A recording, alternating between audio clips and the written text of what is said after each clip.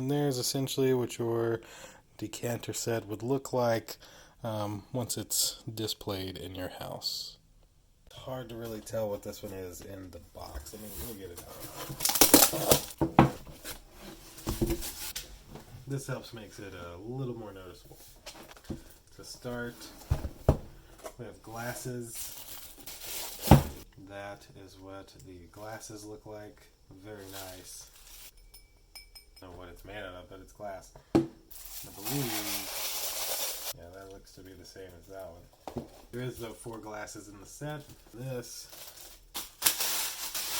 shiny tray to put everything on. Look at that.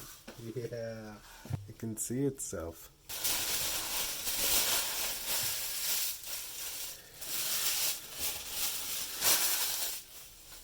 I may set this out in my room just because it'll look nice. Yep, the same. And then last but not least, the decanter that actually matches the glass. There's the lid.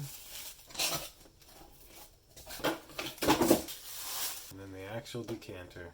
This goes down in there like so. Very, very nice set.